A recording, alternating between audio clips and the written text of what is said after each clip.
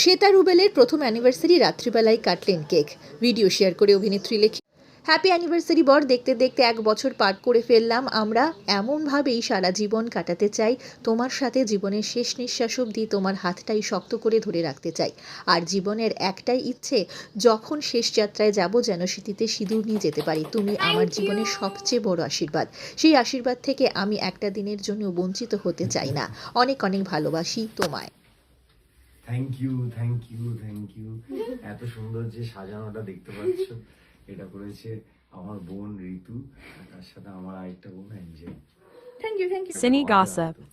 না খাইয়ে আমরা আগে গিফটার।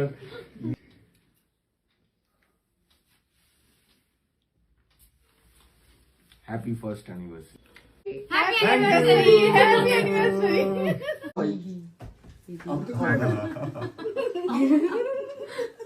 কামড়টা দাও।